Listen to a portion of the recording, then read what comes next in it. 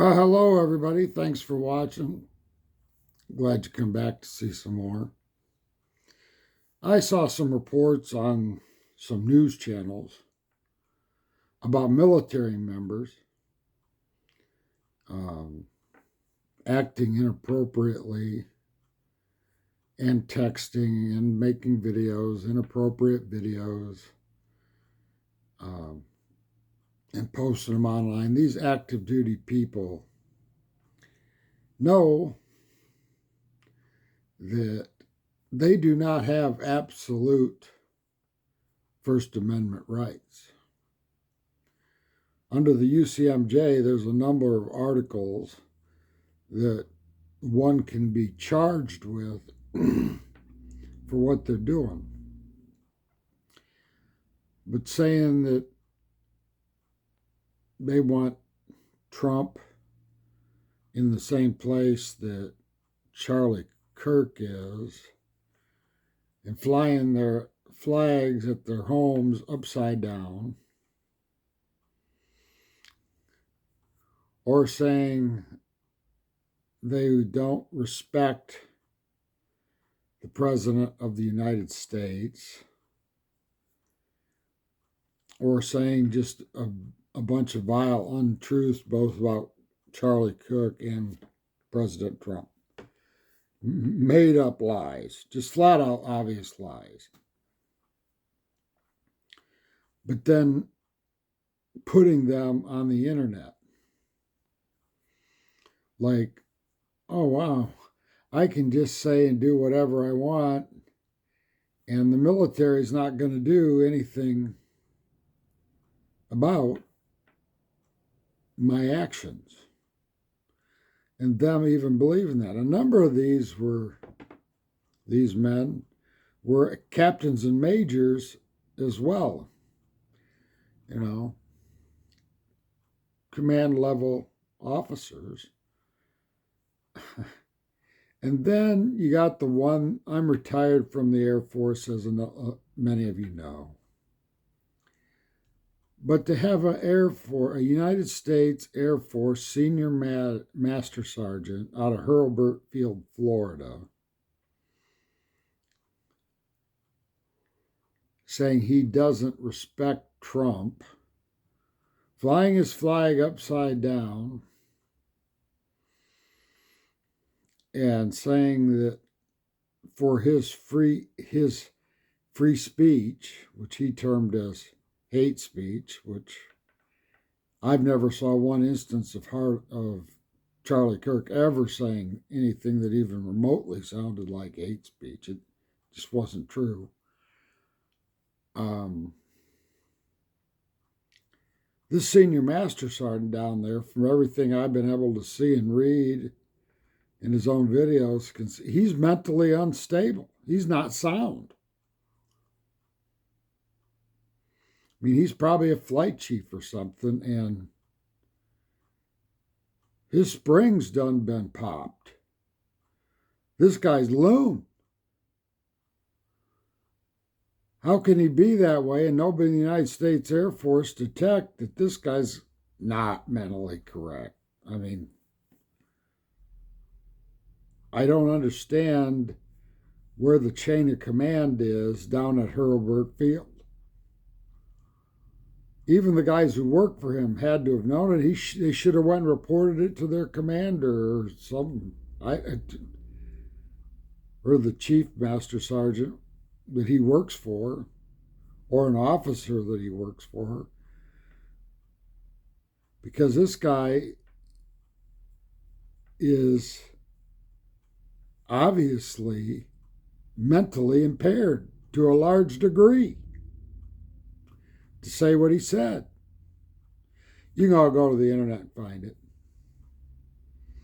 I'm not going to go through every little thing he said. That ain't the point. The point is there's people in that chain of command at Hurlburt Field that were blind. Didn't realize this guy's got 2 screws missing. No aces, no jacks in the deck, however you want to say it. Use whatever terminology you want. He wasn't all there. He's not all there. Then I found out He's been reprimanded for these kind of things before. I think when President Trump was in office during his first 4 years.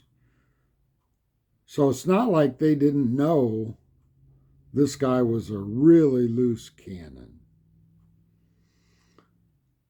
And now, for all of you people who are on active duty, Guard, Reserve, Coast Guard, I don't care what you are, I advise you to not do what I'm doing right now, especially if you're of the left-wing loon type, because they're the ones that are getting in trouble. And I can tell you right now, as long as Donald Trump's in office, if you do this, he's for sure going to make sure action's taken against you. But you got to be smarter. If you don't know, I'm going off memory from a long time ago, but I think it's like Article 134, if I'm not mistaken, of the Uniform Code of Military Justice. You can't bring disrespect or disrepute and a bunch of other things on your military service against whether you're Air Force, Army, whatever, doesn't matter. If you do that, it is punishable under what was, if I don't think they've changed the Uniform Code of Military Justice since I got out. It was Article 134, I'm pretty sure. You can go read it for yourself. If they did change it, I'm sure if they changed what the actual law was, the rule or regulation under the Uniform Code, which would be a code in that fact. But I'm pretty sure they haven't changed it. I looked a couple years ago, and after another incident that I happened to be aware of, and it still was Article 134. So if you bring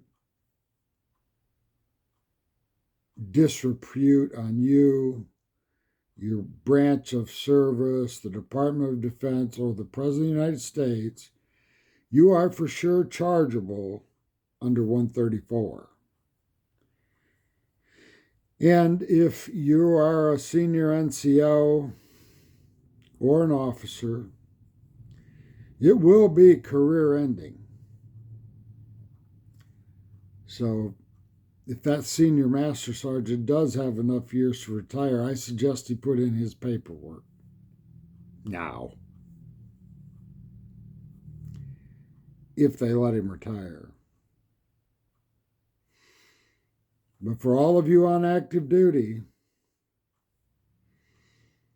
don't do it.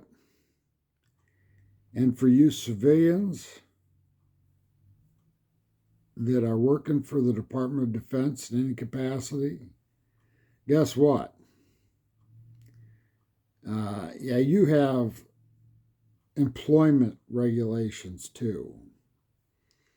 And they're worded very similarly to what's on there for the members of the Department of Defense. So at any rate, you have to keep your military bearing about these kind of things. You have to keep your mouth shut. You can't just remove all doubt and spread it all over the internet and think, oh, nothing's going to happen to me. Well, guess what? I think they've got like 22 people now that I'm aware of that are on their way out the door, one way or another. They're done. So, and especially for the active duty people, they're not going to cut you any slack. I can tell you that right now. There's going to be no slack for you. You're going to end up out on the street, and rightfully so, I might add, because if you'll do that, you're way too stupid to be serving our country in the Department of Defense. I don't care what branch of the service you're in. Bye-bye. All right, thanks for watching, everybody. I'll see you later. Bye-bye.